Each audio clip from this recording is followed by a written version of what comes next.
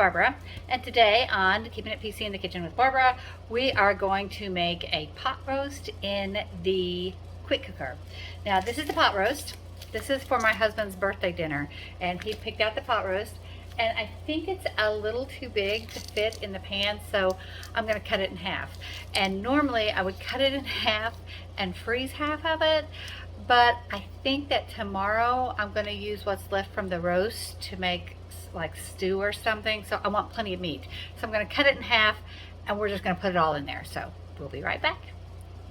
Okay, so we've got this roast here. It's a really nice roast. It's nicely marbled. It's good and thick. I'm just going to use this knife from if you get the knife set with the block, it comes in it, and they all have their own names. I don't know what they are, but they're all very sharp, and this one is perfect for cutting my roast in half. All right, we're going to move over to the quick cooker and get started. Okay, we're over here on the kitchen side of the sink, and I have prepared my roast. I cut it in half, and I looked at it, and I thought, really half is enough. So we're just going to do that one half. And I washed it, and I patted it dry. Always want to wash your meat. Just trust me on this one. When you bring meat home, you don't know how many hands have touched it. You don't know what happened in the factory or any of that stuff. So always wash your meat off. So, and then pat it dry. And we're going to add just some salt and pepper. And then I'm also going to use some garlic and herb. This came in my Taste Buds subscription, and whatever the recipe was for that month, I used it, but you always have more than enough for what your recipe calls for, so I like to use it in a lot of stuff. And because it comes in this nice resealable pouch, I just pour a little bit in my hand, and then we're just going to sprinkle it on there. And I'm just going to kind of pat it down on there. Now while I'm doing this, I have some oil in the quick cooker, and it's supposed to be heating up for about 3 minutes, and it's only been about a minute and a half or so. So we're going to also put some salt and pepper on this side. And we're going to put some garlic and herb on this side as well.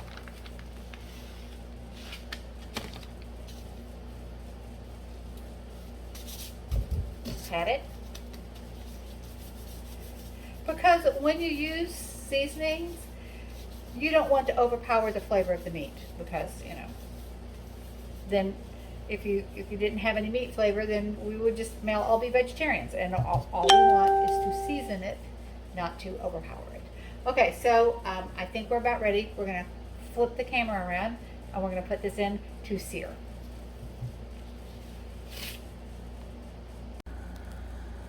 Okay, I hope that stays there.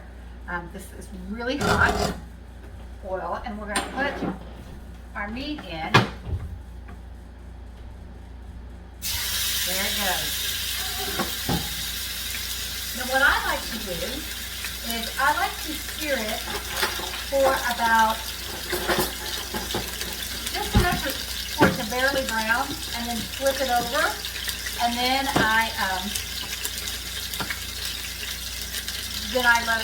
it's supposed to sear for about 5 minutes on each side. So, but what I like to do is let it get just a little bit stuck on there, and then flip it over.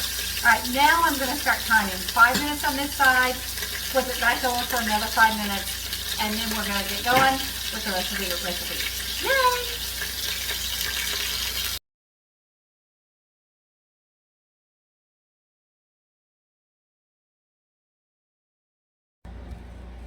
Okay, we're back, and we have taken our meat out of there, and we're supposed to put our onions in here now, and the onions have to go in by themselves first. I really like onions, so I put extra onions in,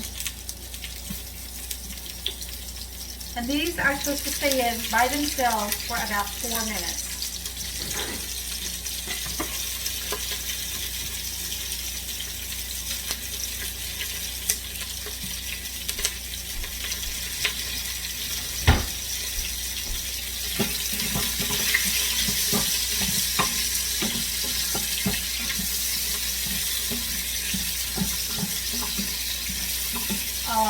I love onions. And I love the smell of onions cooking. I know that's not a pleasant smell for a lot of people, but I just love them. Okay, I'm going to put a little bit more in there, but I'm going to save some for the top too.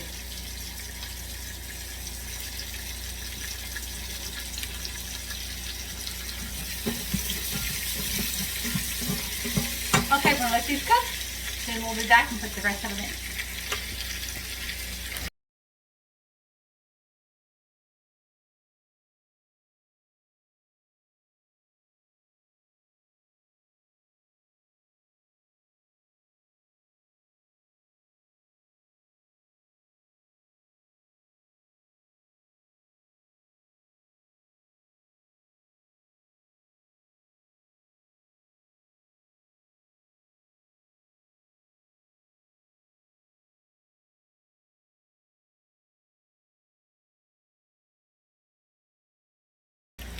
Okay, our onions have been cooking for about 4 minutes, and you know, as you stir them around, you can see that all that stuff, that seasoning that was stuck on the meat that stuck to the bottom, that all starts to lift off. So don't be alarmed by that. If it's burnt and it smells like burn, you don't want that, but this is just seasoning stuck on there. So the next thing we're going to do is we're going to put our meat back on top of those onions.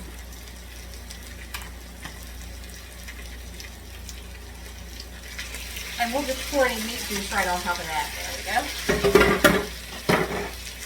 And then we're going to add our carrots on top.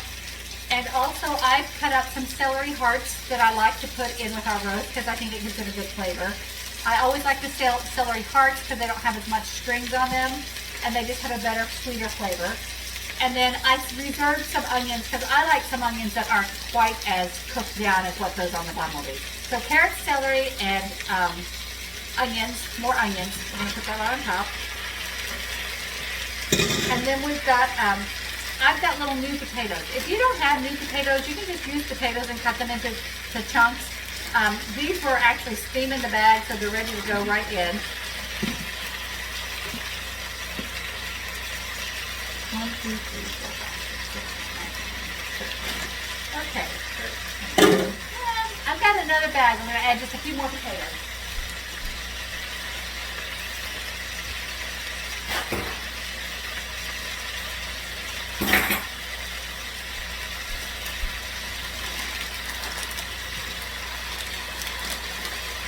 I don't need a whole other bag, but just a few more, because I like the top to be kind of covered in potatoes. And that way, when all of that steam and juice comes up through the meat and into the potatoes, it really flavors them good. And the last thing we're going to put in is some chicken broth. This you could do beef or broth if you want, and if you didn't have either one, you could probably use water.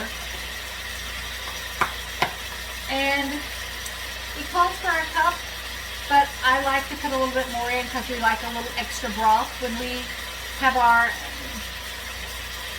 meal, we like the broth, and sometimes I even use some of it to make gravy and reserve some broth so we can have stew the next day. So I just take some broth and pour it over top like that. And you don't want it drowning in there, but I want it just to about the level of the thickness of the meat. Okay, that looks good. Now sometimes, if I'm feeling really feisty, I'll put a bell pepper top, just lay it on top just for the flavor. But I don't have it. I usually save them. If I make stuffed peppers, I save the tops and just lay them on top. And then at the end, you just peel them off. You don't have to eat them because they're all cooked up and slimy. However, the flavor's there. I don't have any, so it'll be just as good without it. So the next thing we're going to do is put the lid on our quick cooker. And you want to make sure this is down. You don't want this up, because if it's up, the steam comes out and it doesn't do its trick. So make sure that's down. And then we're going to turn it to beef.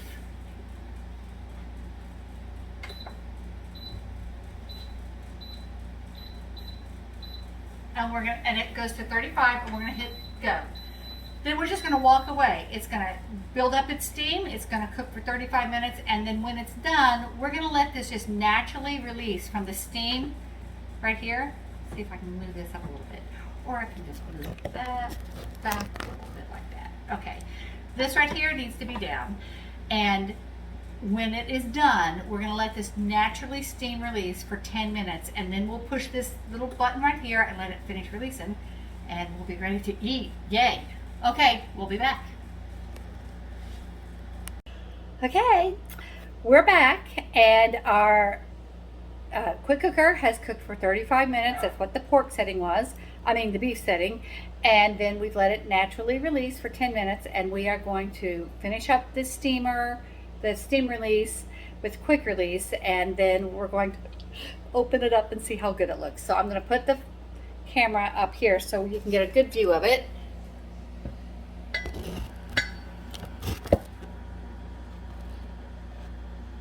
Okay, here we go.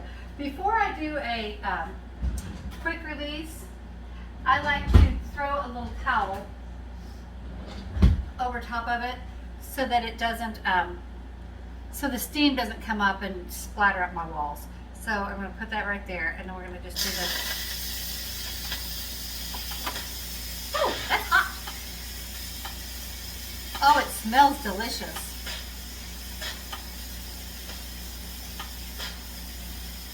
Okay, it's just about done.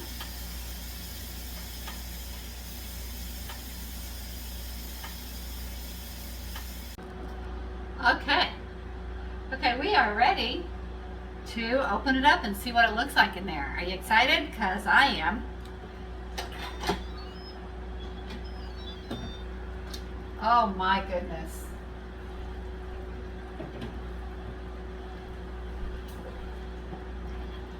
Looky here. Look how delicious. Oh. Okay, so what I like to do is I like to get my meat out first. Oh, those potatoes are perfect. Of course, the meat is down on the bottom, and I think it's going to come out in pieces. Oh, yes, here we go. Look at that. Yummy. Transfer it over to the bowl.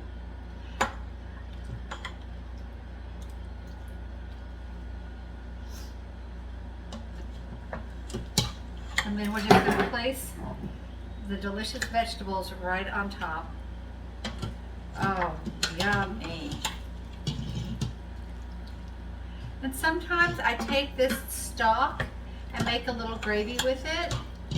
And sometimes I just save it, and the next day we have beef stew, which is good comfort food. So there it is, our delicious pot roast with potatoes and carrots and onions and celery.